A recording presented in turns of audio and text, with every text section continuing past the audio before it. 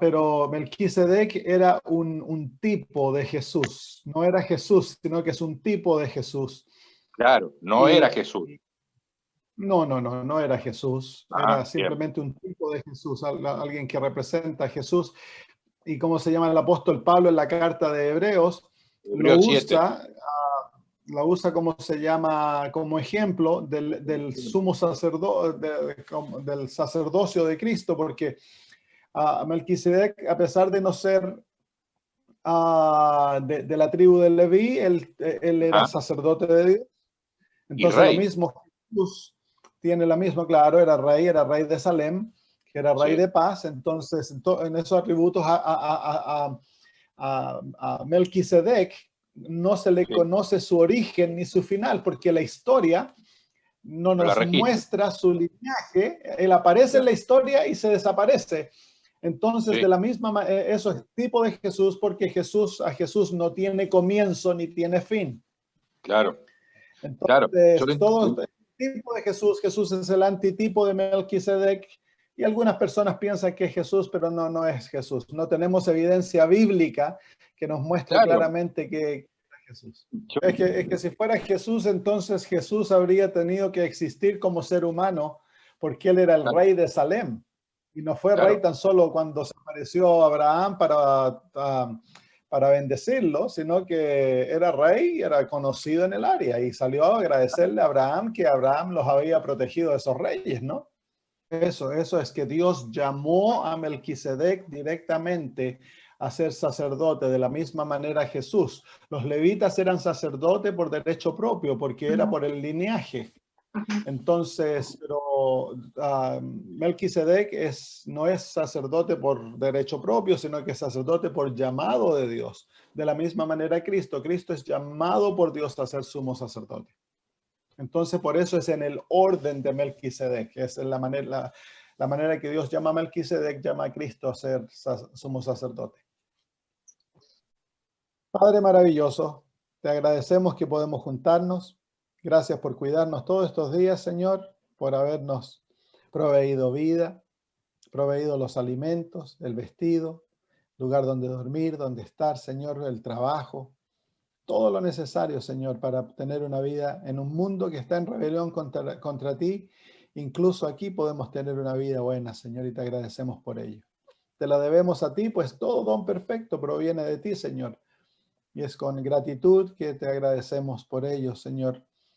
En estos momentos, cuando nos juntamos a abrir tu palabra y estudiarla, cuando miramos tu carácter, Señor, para conocerte como tú eres, queremos pedir, Señor, de que tú seas el que nos hable, que las verdades que estudiemos puedan ser, Señor, aplicadas a nuestra situación, Señor, individual. Que tu palabra nos hable, Señor, y alimente nuestra alma en forma individual. Gracias, Señor. Nos sentamos como niños a tus pies para ser enseñados por tu Espíritu. En el nombre de Jesús. Amén. Muy bien, la última vez que estudiamos acerca del Dios de gozo. Y a veces a los adventistas nos toma de sorpresa eso del Dios de gozo. ¿Cómo puede ser que sea Dios un Dios alegre, un Dios que cante, un Dios que dance, un Dios tan increíble, ¿no? Y a veces toma un poquito acostumbrarse a la idea que ese es Dios. Dios fue el que creó el gozo, por lo tanto, él debe ser un Dios alegre, un Dios gozoso. No es un Dios que ande contando bromas y echando chistes, pero es un Dios que le gusta, que le gusta reír, le gusta cantar, le gusta que su hogar sea un lugar feliz. Por eso a los ángeles les encanta estar en la presencia de Dios. Si Dios fuera un Dios de cara larga y que se sienta criticando todo lo que hacen, a los ángeles estarían buscando excusas para visitar este mundo.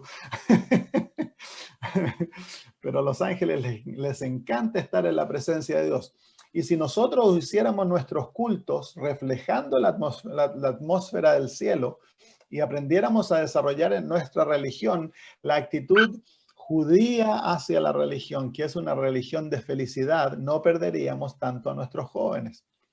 Tristemente, la parte liberal de la iglesia trata de mantener a los jóvenes con el mundanalismo. Y eso no los mantiene, porque la iglesia no puede competir contra lo que el mundo ofrece. pero sí podemos competir con gozo, felicidad, alegría, que los niños se sientan atraídos, que lleguen a correr para ir a la iglesia los sábados de mañana, que los cultos sean lindos, sean participativos, que el canto sea hermoso, que se refleje la alegría del cielo. Debiéramos juntarnos como iglesia, salir, comer, a estar juntos, tener momentos de fiestas espirituales como lo hacían los judíos, donde se juega, se canta, se come, se habla del Señor, se cuentan testimonios. Todas aquellas cosas son esenciales para mantener la mente del joven atraída a las cosas espirituales. Si presentamos a Dios, el Dios que todo lo ve malo, todo lo critica, entonces el joven no va a querer estar ahí, va a tratar de encontrar cualquier excusa para irse, porque ¿a quién le gusta estar en la presencia de un Dios cara larga? A nadie. Muy bien. Vamos entonces a estudiar el tema de hoy, que es acerca del Dios que sufre. El Dios que sufre. Vivimos nosotros en un mundo que está hundido en el sufrimiento. Nosotros como familia hemos tenido bastantes épocas donde hemos pasado por momentos bien difíciles. En el año 1982 estamos viviendo en Chile. Se nos quemó nuestra casa y perdimos todo lo que teníamos. Quedamos en la calle, no teníamos nada. Mi mamá tenía unos ahorros, los había puesto debajo del colchón, ese era su banco. Se quemaron, se quemó la casa con los ahorros, no había, como se llama, seguro, se quemó todo. Yo quedé con la ropa puesta. Y ese año, a fin de año, a mi hermano lo diagnosticaron con cáncer al cerebro, con un tumor al cerebro. Y en Chile, en esos tiempos, bueno, todavía es la medicina en Sudamérica, todo es muy caro, no es como aquí en Australia, la medicina es gratis. Allá es carísimo, entonces para que lo operaran nos tuvimos que endeudar. Y en aquellos tiempos, una tremenda deuda, miles de dólares americanos. No teníamos nada, lo habíamos perdido todo, estábamos tratando de surgir nuevamente y luego mi hermano se enferma, quedamos en deuda hasta que nos vinimos a Australia, así que creo que terminamos de pagar la deuda cuando llegamos aquí a Australia. Así que hay ¿cómo se llama? La vida a todos trae tarde o temprano a sufrimiento. No podemos escapar, no podemos escaparlo. Vivimos en un mundo en rebelión, el pecado ha traído sufrimiento y el sufrimiento va a llevar al ser humano a mirar hacia arriba. Y eso va a llevarlo a someterse a Dios y buscar su ayuda o rebelarse contra Dios y echarle la culpa y desarrollar ira contra Dios como que Él fuera el que nos está haciendo sufrir. Entonces, una de las razones por las cuales el mundo comenzó a tirarse en contra de Dios después de la Segunda Guerra Mundial fue el sufrimiento de la Segunda Guerra Mundial. Murieron casi 100 millones de personas. Países enteros quedaron destruidos, ciudades enteras, no quedó nada. Y al ver tal sufrimiento, el corazón humano, la ira natural, ¿cómo se llama? La rebelión natural que trae el ser humano hacia Dios se manifiesta. Y el ser humano entonces desde la Segunda Guerra Mundial en adelante comenzó a desarrollar tuvo la excusa necesaria para echar a Dios de nuestra sociedad, porque lo vemos como que Él es el que nos hace sufrir, como que Él es el que nos castiga, Él es el que nos maltrata, Él es el que se deleita en el sufrimiento humano. Y cuán lejos del cuadro es aquello, del cuadro verdadero. Entonces vamos a ver ahora cuánto ha sufrido Dios en todo lo que nosotros pasamos. ¿Cuánto es lo que Dios ha pasado? Muchas veces nosotros no nos detenemos a considerar esa realidad, la realidad de que Dios sufre profundamente con lo que nosotros estamos sufriendo. Vamos a Isaías capítulo 63. Isaías capítulo 63, versículos 8 y 9. Isaías 63, versículos 8 y 9.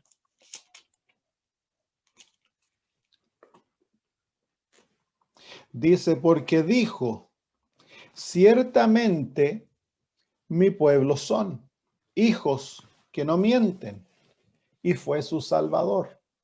Y luego dice, en toda angustia de ellos, él fue angustiado. Y el ángel de su faz los salvó. En su amor y en su clemencia los redimió y los trajo y los levantó todos los días de la antigüedad. Esa frase, el principio del versículo 9, aquí está por supuesto hablando entre la relación de Dios e Israel. Y dice, en toda angustia de ellos, él fue angustiado. Así que el sufrimiento humano es algo que toca a Dios íntimamente. No hay ser humano que sufra que Dios no sufra con ellos. Porque dice claramente que en nuestra angustia Él es angustiado. Y hay una palabra en inglés que se traduce la paciencia de Dios como un sufrimiento largo. El sufrimiento largo. Y es así. Cuando Dios ve la maldad del ser humano desarrollándose, y él retiene su castigo y envía amor, envía profetas, envía mensajes para traerlos por cientos de años. Y él ve cómo se va multiplicando la maldad, él ve el sufrimiento, él ve la degradación, él ve el terror que ocurre en la raza humana. Todo aquello a él lo toca en forma personal. Dios está íntimamente ligado con nosotros. Acuérdense que el apóstol Pablo dice que en él caminamos y respiramos. Y más aún, Dios tomó nuestra humanidad sobre él. Es Dios con nosotros, el nombre Emmanuel. Entonces, Dios no está separado de la realidad humana. Dios no nos mira de un trono de allá lejos y ¿cómo se llama? Y es como se llama, separado de lo que nosotros pasamos. No, todo lo que te pasa a ti, de alguna manera que nosotros no entendemos, toca a Dios. Tu sufrimiento hace que Dios sufra. Así que si lo miramos desde esa perspectiva, entonces podemos preguntarnos la pregunta, ¿quién es el que ha sufrido más con el asunto del pecado? ¿Quién es el que ha llevado más sufrimiento? Es Dios. Porque tú y yo podamos sufrir si vivimos 80 años, no hay nadie que sufra por 80 años. En el medio de la realidad humana, Dios se encarga de enviarnos experiencias felices, se encarga de darnos momentos gratos, nos da bendiciones, nos rodea de cosas para tratar de hacer en el medio de la destrucción y de la terrible realidad del pecado. Dios es el que se encarga de darle a sus hijos momentos de felicidad. Hay unos que tienen más, otros que tienen menos. Pero nadie sufre cada día de toda su vida. Nadie sufre. Y sin embargo, pero si fuese así, si sufriésemos 80 años, sería tan solo 80 años. Dios viene sufriendo con la realidad del pecado por 6,000 años. Y no hay día que el sufrimiento humano no haga que su corazón sufra. ¿Lo entendemos eso? No lo entendemos. Entonces, claramente la Biblia nos muestra que Dios sufre y que Dios está íntimamente ligado con nosotros. Vengan al libro de Zacarías, capítulo 2, versículo 8. Zacarías, capítulo 2, versículo 8.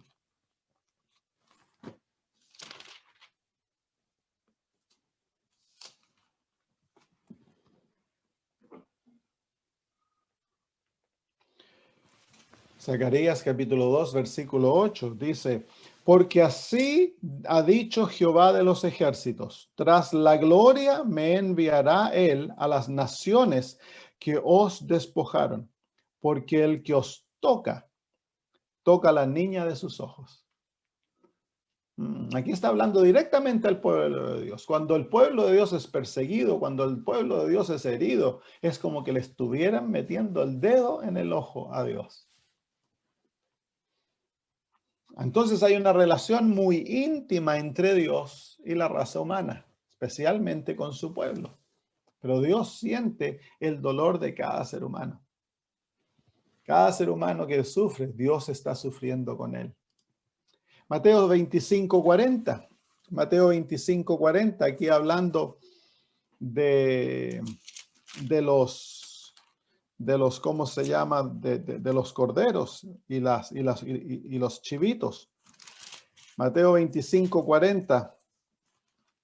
El Señor le dice, y respondiendo el rey les dirá, de cierto os digo que en cuanto lo hicisteis a uno de estos mis hermanos más pequeños, a mí me lo hicisteis.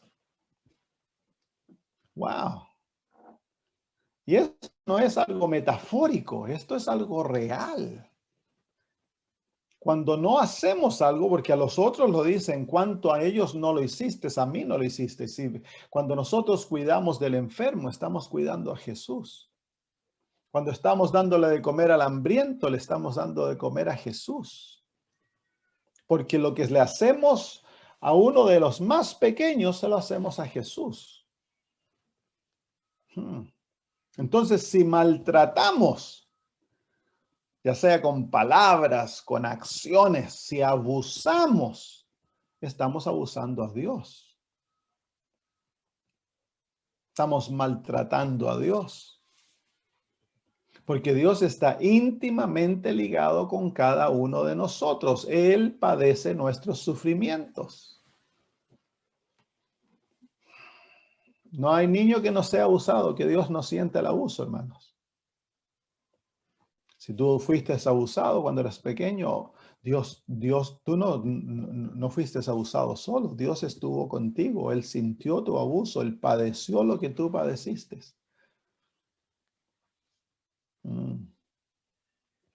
Entonces queda como se llama en la mente este cuadro sorprendente de un Dios que lleva en sí mismo el sufrimiento humano. Por eso cuando Israel está viviendo como esclavo, Dios dice, yo he escuchado su clamor. Pero eso no es el escuchar un clamor de alguien que, bueno, está en una situación tan maravillosa que él no le importa.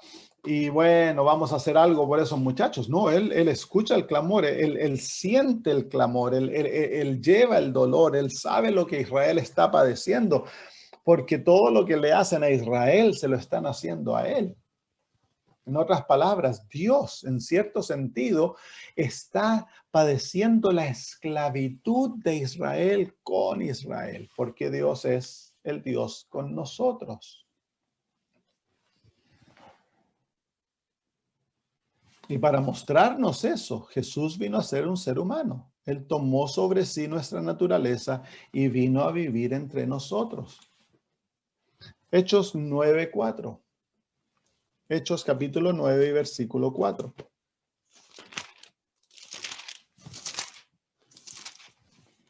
Hechos capítulo 9 y versículo 4.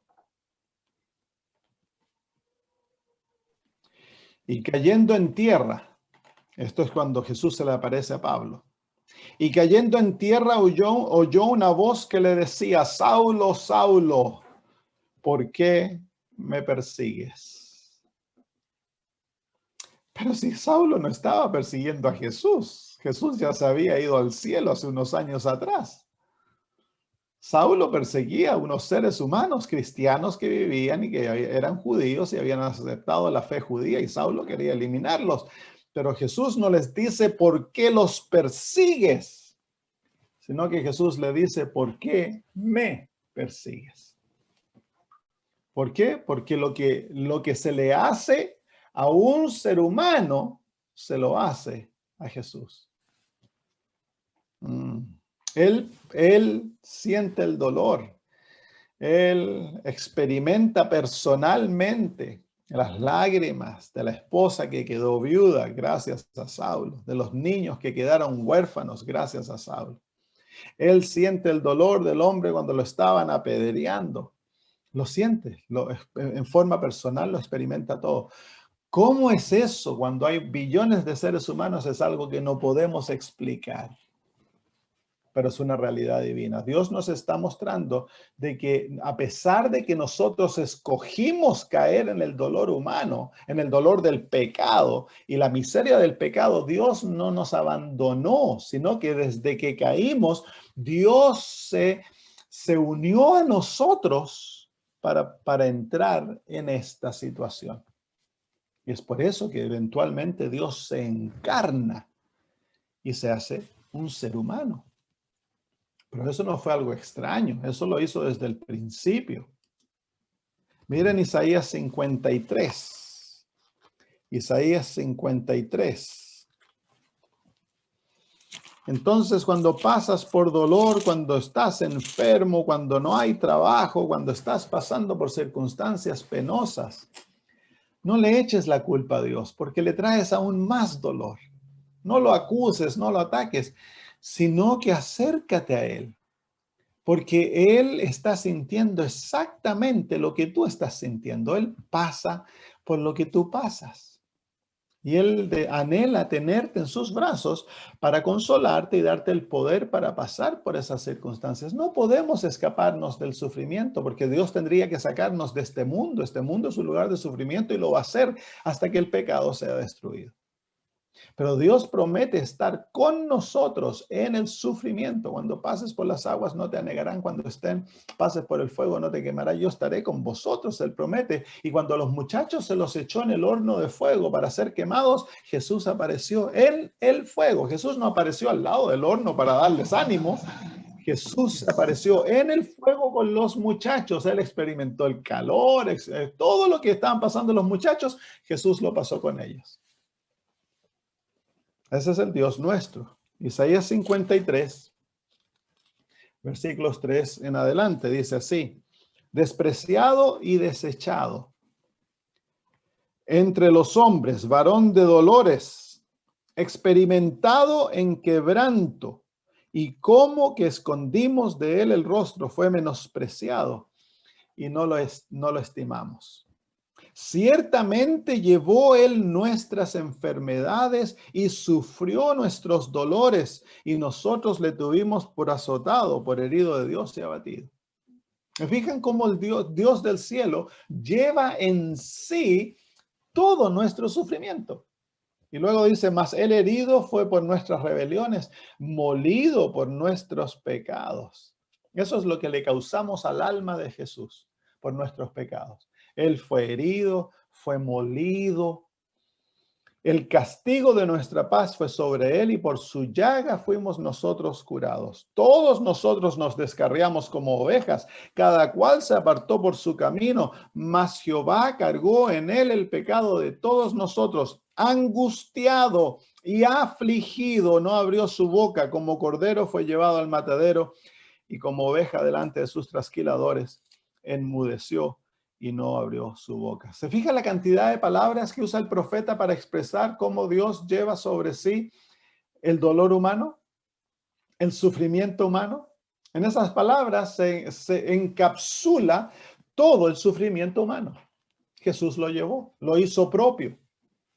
Lo llevó por nosotros para que con su muerte Él pueda sanarnos y rescatarnos, no tan solo el pago de nuestros pecados, sino que también la sanidad de nuestro dolor, la libertad de todo lo que nos acongoja. Jesús la obtuvo en el Calvario, pero la lleva en sí mismo. Las cosas que padeció cuando Cristo fue crucificado. Yo pienso que Dios no lo reveló totalmente, pero hay palabras aquí que revelan la profundidad de lo que se le hizo a Jesús. En el libro, en el versículo 7 dice angustiado y afligido. La palabra afligido en el hebreo es una palabra que quiere decir violado. Y se sabe que los soldados romanos, antes de crucificar a sus víctimas, los violaban. Así que lo que Jesús padeció por nosotros, lo que Él llevó por nosotros, no lo vamos a entender hasta cuando podamos verlo en el cielo, lleguemos al cielo y veamos lo que Él sufrió. Pero estos versículos ilustran profundamente de que Dios no es ajeno al sufrimiento humano. Lo opuesto, Dios De todos, Él es el que más sufre. El que más sufre.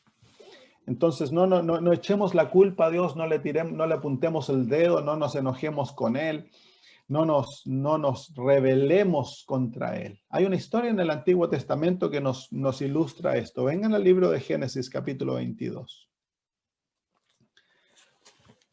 Génesis, capítulo 22.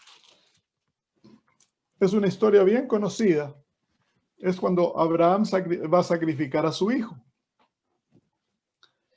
Dice, aconteció después de estas cosas que probó Dios a Abraham. Y le dijo, Abraham, y respondió, heme aquí. Y dijo, toma ahora tu hijo, tu único Isaac, a quien amas, y vete a tierra de Moria,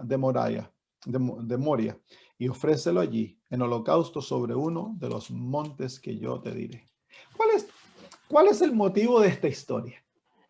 Algunos dicen, bueno, es para mostrar la obediencia de Abraham, sí, la fe de Abraham, sí, pero no es como se llama el motivo principal.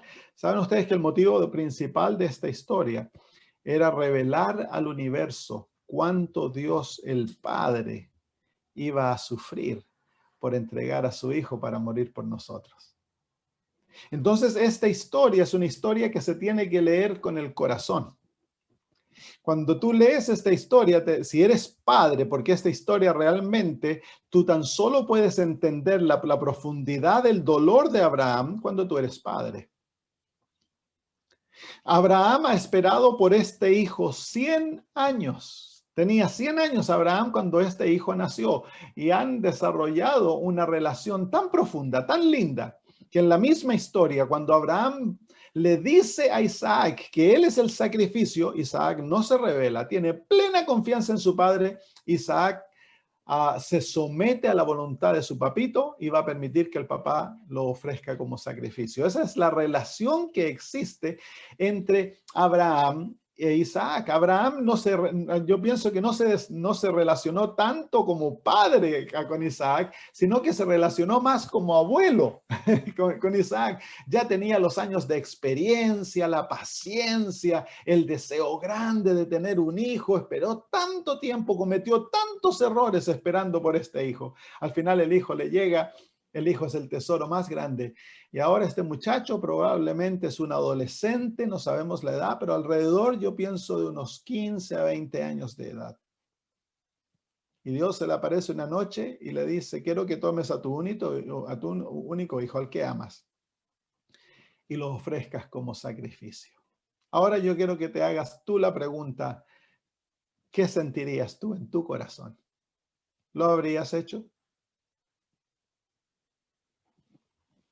¿Qué ustedes creen que fue fácil para Abraham obedecer el mandamiento de Dios?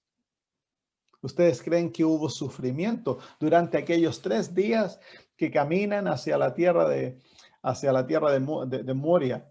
Abraham y su hijo, sabiendo y que en 3 días él tiene que enterrarle un cuchillo en la garganta y hacerlo que dé sangre. ¿Cómo creen ustedes que se siente el padre, Abraham? Debe haber habido un dolor profundo. ¿Creen ustedes que Abraham debe haber dormido aquellas noches cuando su hijo dormía a su lado, abrazado a su padre? ¿Ustedes creen de que Abraham durmió aquellas noches? Abraham debe haber pasado las noches preguntándole al Señor si había escuchado correctamente. No le dijo ni siquiera a Sara lo que iba a ocurrir. Un dolor profundo, un dolor agudo. La historia está escrita para que nosotros tengamos una vislumbre del dolor que Dios el Padre pasó al dar a su Hijo a morir por nosotros. Y Abraham era un ser imperfecto. No tiene las profundidades de amor que Dios tiene. Porque Dios es un ser perfecto. Su corazón no ha sido endurecido por el pecado. El corazón de Abraham fue endurecido por el pecado. Nos muestra pálidamente el dolor que Dios el Padre sufre al entregar a su Hijo por nosotros. Por eso dice la hermana de White en el libro Patriarcas y Profetas que fue una lucha en el corazón de Dios Cuando Adán y Eva caen en el pecado y Cristo entra en la presencia de Dios para interceder por la raza humana y pedir que se desarrolle el plan de la redención, 3 veces tuvo que ir Jesús a hablar con el Padre para que el Padre permita que se lleve a cabo el plan de la redención. ¿Por qué?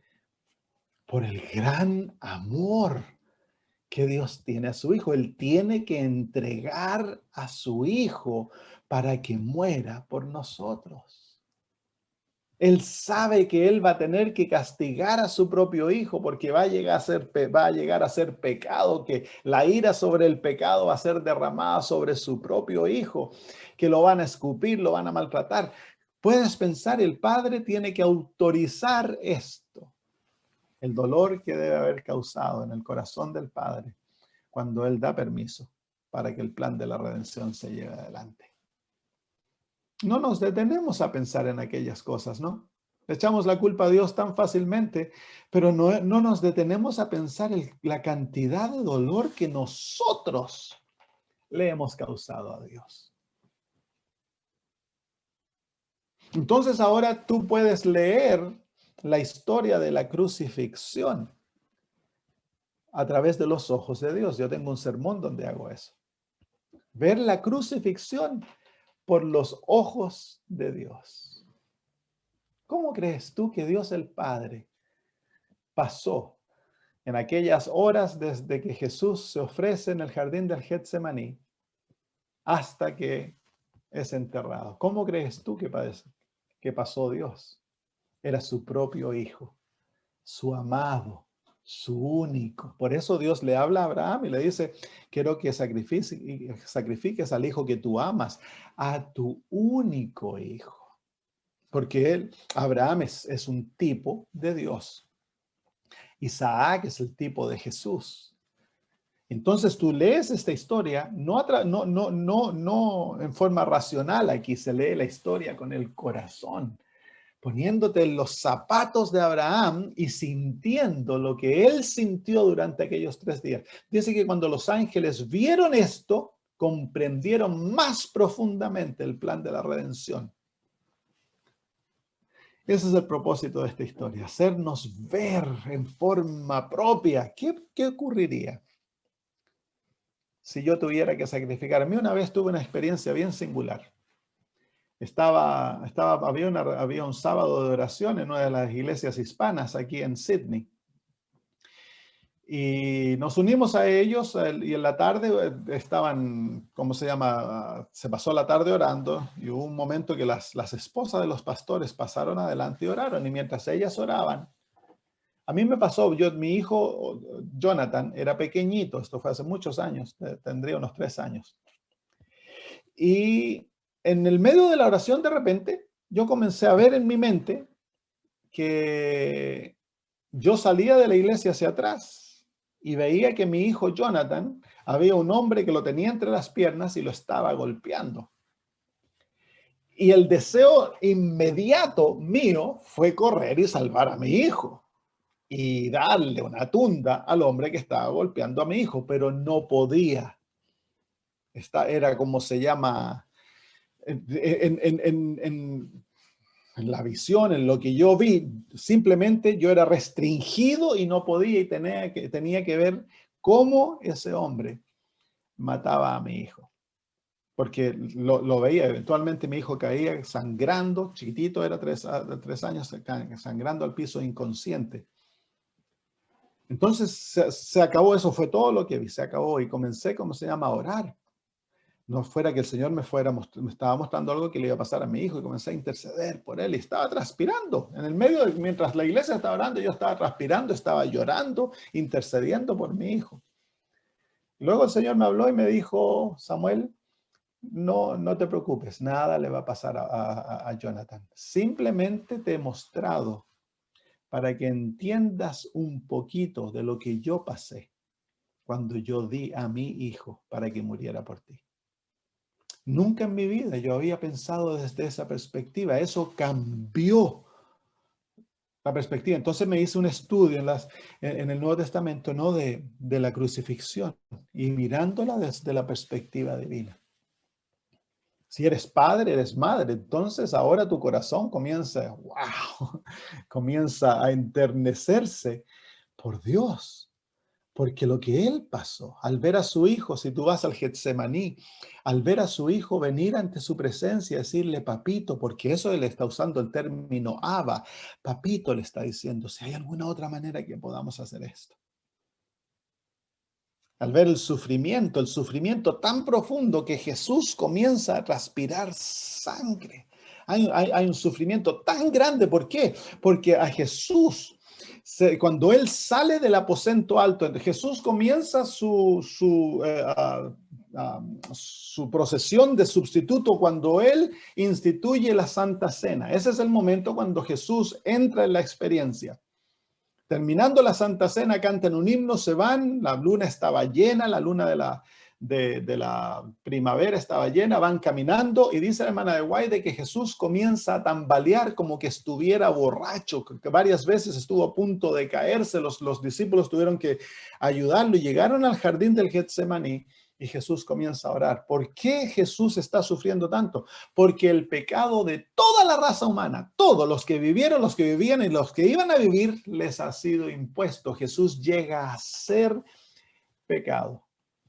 Aquel que no conocía pecado, llega a ser pecado. Y Jesús comienza a sentir la separación que el pecado causa de Dios. Por primera vez Jesús es separado de su Padre. El dolor no se lo puede. El dolor era tan profundo, hermanos, de que Jesús transpiró sangre. Pasó la noche luchando con Dios para ver si había otra manera de hacer este plan. Porque el cuadro era horrífico, era terrible. Se le cargan los pecados a Jesús, llega a ser pecado. Jesús llega a ser una serpiente, simbolizado por la serpiente en el poste. Aquella serpiente que simboliza a Satanás en el jardín del Edén. Llega a simbolizar a Cristo, el Salvador, porque Él llegó a ser pecado. Entonces, en esos momentos, cuando Dios el Padre tiene el poder para liberarlo, tiene el poder para decir, no, hijo, no te metas, yo te saco. Porque el corazón de un padre es de defender a sus hijos, ¿sí o no?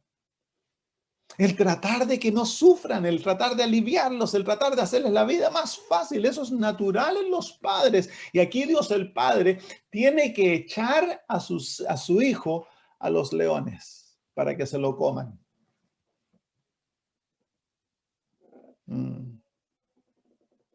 ¿Se acuerdan cuando Jesús le dice a los apóstoles, ¿no creen ustedes de que yo puedo pedirle 12 legiones de ángeles a mi Padre? 12 legiones. 60,000 ángeles podrían haber venido así a ayudar. Un ángel puede matar 350, 180,000 soldados en una noche, así. 60,000 ángeles pueden venir a ayudar a Jesús tan solo con una palabra. Todo lo que tiene que hacer Jesús es orar con autoridad y Dios le concedería. Sin embargo, Dios el Padre se hace el sordo a la oración de su Hijo. Y todo lo que hace le envía un ángel. ¿Saben que viene Gabriel a ayudar a Jesús a confrontar el problema? Y la hermana de White, en el Deseado de toda la gente, presenta un cuadro tan lindo. Dice que Jesús está agonizando. ¿Saben que ustedes que Jesús podría haber muerto en el jardín del Getsemaní? Ahí es donde Jesús podría haber sido. ¿Saben que el Getsemaní era la palabra Getsemaní quiere decir estrujar? Y era un lugar donde se estrujaban las olivas para sacar el aceite. Se aplastaban y era ahí donde se sacaba el aceite. A Jesús se lo estaba moliendo para sacar el aceite. El aceite es el Espíritu Santo que iba a venir al mundo.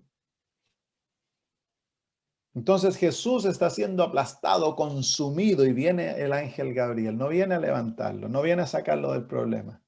Pero dice la hermana de White que toma la cabeza de Cristo, lo levanta en sus brazos y lo pone en su pecho. Qué lindo cuadro, ¿no? De la ternura celestial. Allá no existe eso de que somos hombres y no nos abrazamos o que somos los machos. No. Lo abraza Jesús, lo envuelve en sus brazos Y luego le da una visión y le muestra a ti. Y Jesús ve los salvos de todas las edades. Y Jesús hace la decisión de que va a morir por nosotros. Luego viene Judas, como lo entrega con un beso. Todos los apóstoles lo abandonan.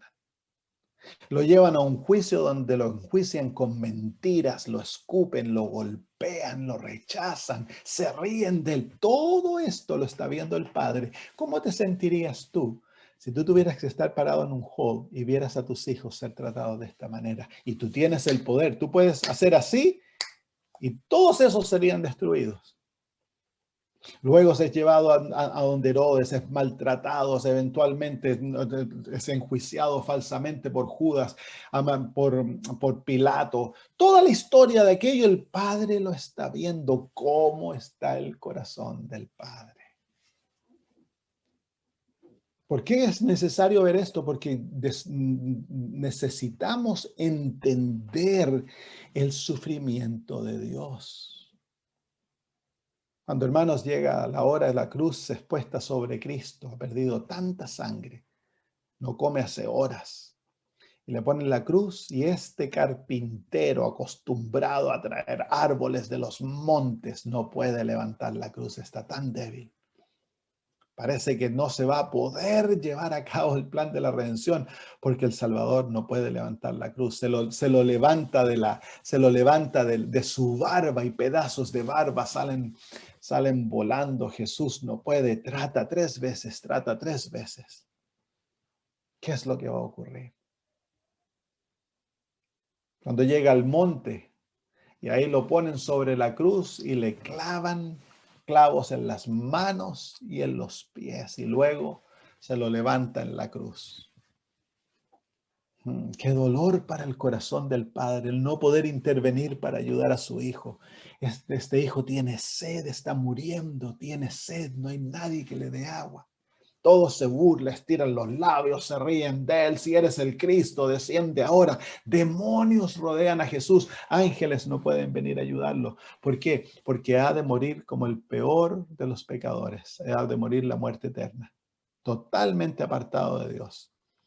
Y llega la hora más oscura, cuando Dios el Padre ha de retirar totalmente la presencia de su Hijo, y su Hijo va a morir producto de esto, que es la paga del pecado, es muerte eterna. Es cuando Dios saca su vida del ser humano.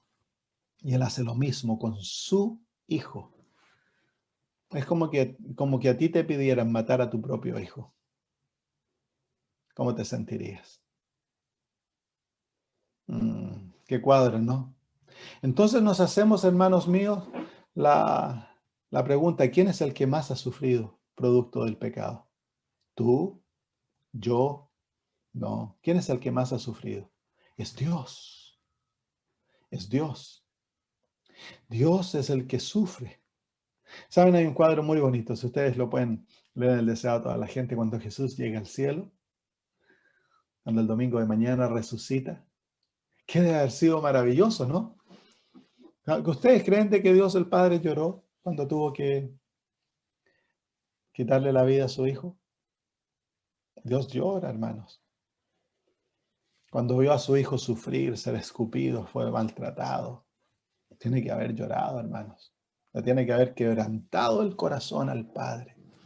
Pero aquí el domingo en la mañana, cuando el Padre llega al cielo, cuando Jesús llega al cielo, dice que el Padre y el Hijo se abrazaron.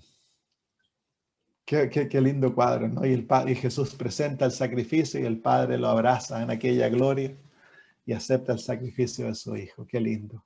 30 años estuvieron separados. Saben que en el Calvario la deidad por primera vez se separó. La Trinidad dejó de ser Trinidad. Por aquellos momentos cuando Jesús murió, hubo una separación. El Espíritu Santo abandonó a Jesús y el Padre abandonó a Jesús. Y Jesús murió totalmente abandonado. Y una vez estudiando, porque uno de mis temas favoritos es estudiar la crucifixión, pidiéndole al Señor, le dije: Señor, déjame sentir lo que Jesús sintió en el Getsemaní. Y me dijo: no te puedo. Si tú participaras en aquello, morirías instantáneamente, me dijo.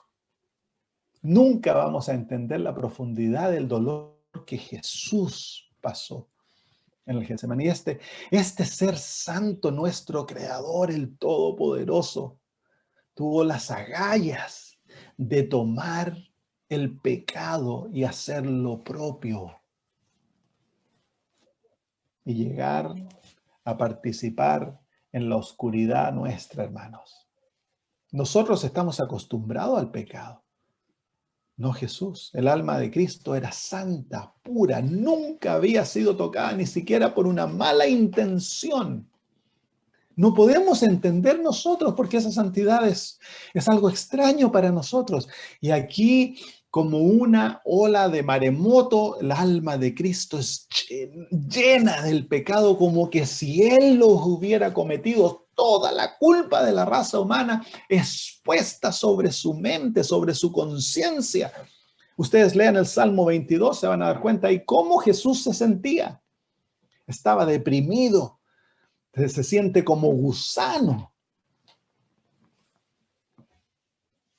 En el Salmo 22, si ustedes quieren leerlo de la perspectiva de la crucifixión, se van a dar cuenta de que ese salmo nos revela lo que Jesús estaba pasando en su psicología en la cruz del Calvario.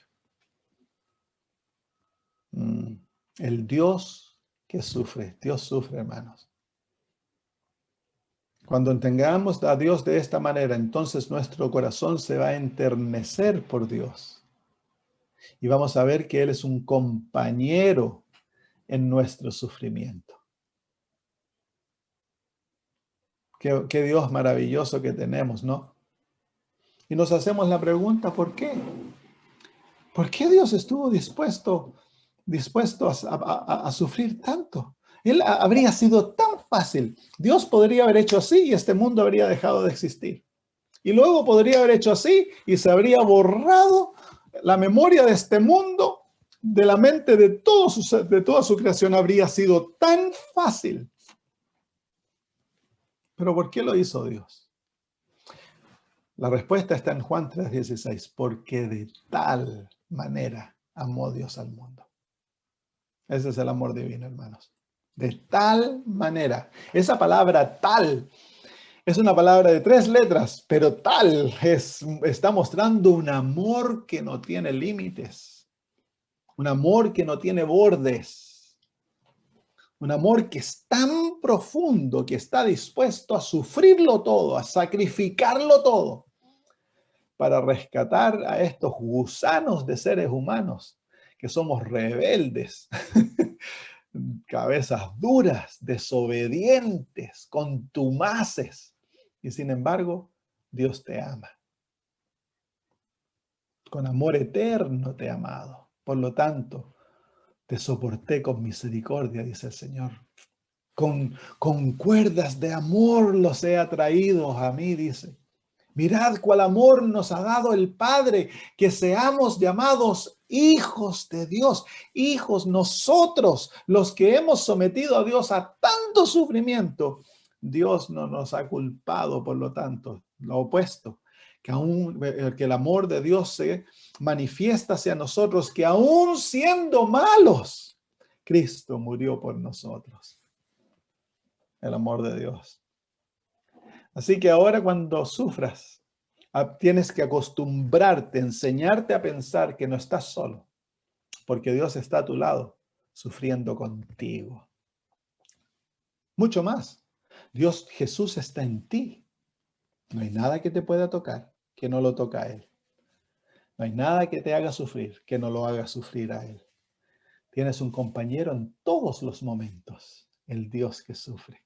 Aquel Dios maravilloso que te ama tan profundamente. Qué Dios maravilloso que tenemos, ¿no les parece? Es un Dios grandioso.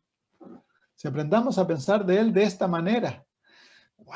Qué distinta relación tendríamos con Dios.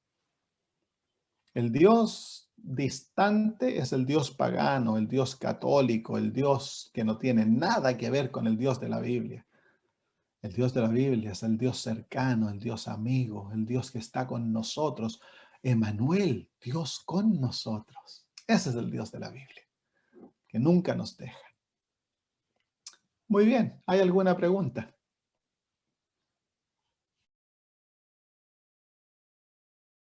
Todo lo que llega a ti, Dios lo ha pasado por un filtro y tan solo Él permite lo que va a ser de bendición para ti.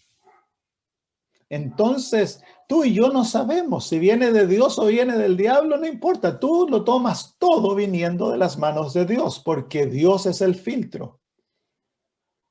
Y Él tan solo permite lo que es bueno para ti. A ti te parecerá que no es bueno, pero si te llegó, Dios lo permite por bendición. Satanás echa 1000 cosas al día para destruirte. Y Dios está como un escudo ante ti. Y Dios dice, no, eso no, eso no, eso no, eso no. Dice, esto sí. Entonces abre el manto de protección y entra. Y ahora te dice, hijo, ese es un don mío. Tómalo viniendo de mi mano. Por eso es que en la Biblia todo viene de Dios.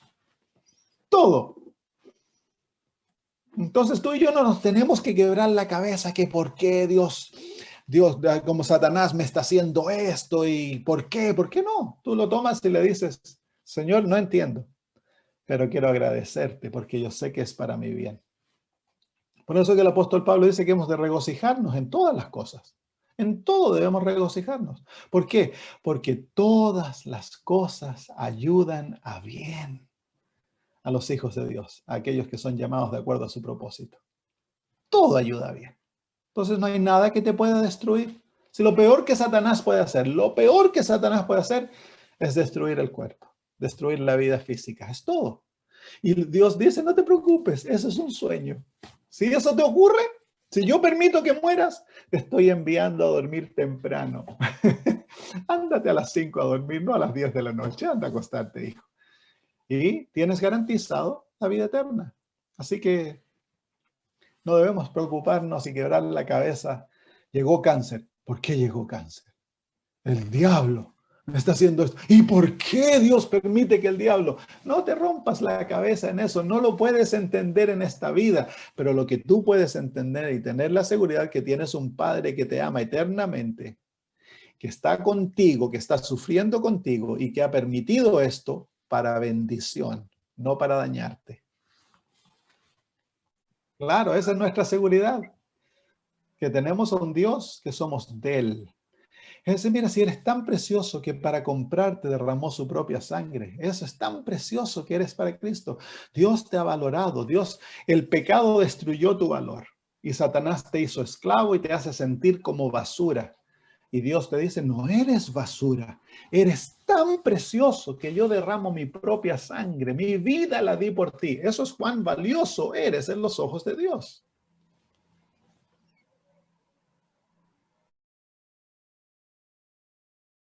Mire, Satanás sabe que una de sus armas más sutiles para destruir nuestra confianza en Dios es el sufrimiento.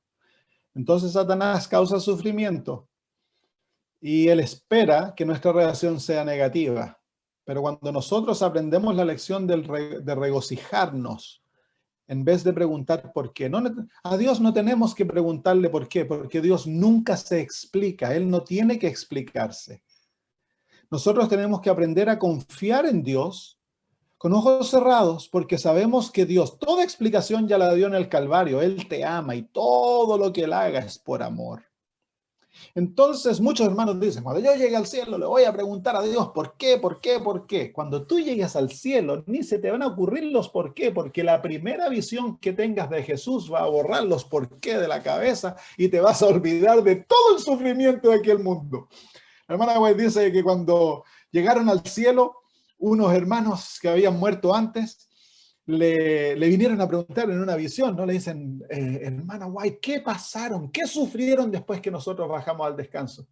Y ella le iba a recontar y dice que mira alrededor y mira el cielo y les dice, oh, hermanos, es tan barato, le dice. No le contó nada de lo que habían pasado, simplemente que al ver las glorias celestiales, se dan cuenta que el sufrimiento que pasamos en este mundo no fue nada. Si todo lo que Dios ha hecho, lo ha hecho porque te está preparando para vivir en aquel lugar. Entonces, cuando Satanás ve de que tú te regocijas, que tienes paz y gozo en el medio del dolor, entonces él se rasca la cabeza y dice, no está funcionando, enviémosle algo más. Y viene otra cosa, y tú lo recibes, y en vez de acongojarte, te alegras.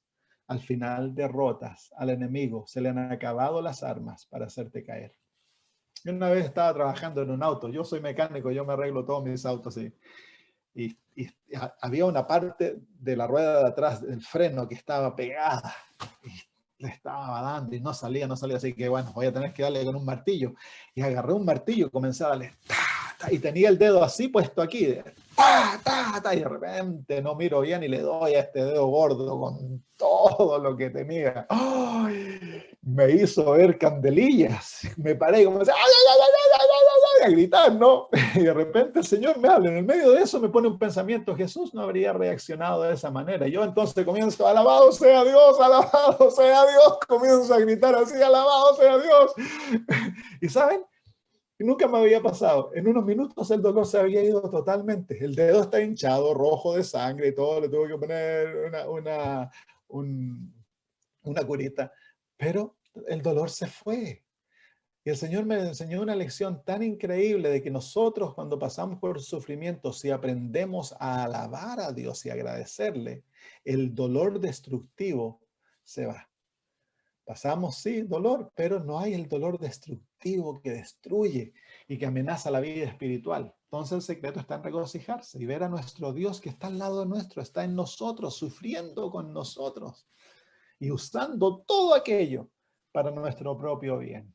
Cuando lleguemos al cielo y veamos la manera que Dios ha hecho las cosas con nosotros, vamos a alabarlo por la eternidad. Así que tenemos el gozo de comenzar a hacerlo ahora, por fe, hermanos. Y eso viene a través de la manera que debemos de cambiar en nuestra mente la manera que vemos a Dios. Yo les he dicho varias veces, el trabajo básico en el compartir el evangelio es compartir al mundo la imagen bíblica de Dios, que Dios es un Dios de amor. Porque el ser humano tiene que cambiar la manera que él piensa de Dios. Cuando cambiamos esa manera y observamos, ahora comenzamos a ver al Dios de la Biblia y comenzamos a ver las historias de otras maneras y revelan el carácter divino, nos enamoramos de Dios. Porque Dios es un ser tan maravilloso, tan lindo. Muy bien, vamos a tener que terminar porque ya me tengo que ir a peinar un poco más para parecer más bonito para los niños de allá en Indonesia. ¿Qué les parece si oramos, hermanos? Padre eterno, no hay palabras para expresar nuestra gratitud. Cuando contemplamos, Señor, tu sufrimiento a través de las edades, siglo tras siglo tras siglo, eres tú el que has sufrido. Eres tú el que has llevado el pecado humano, eres tú el que ha llevado el dolor, el que has llevado la muerte. Todo lo has llevado tú, Señor. Cuando tus hijos padecen, tú padeces, Padre. Y queremos pedirte perdón porque te hemos causado tanto dolor, Señor. De tantas perspectivas.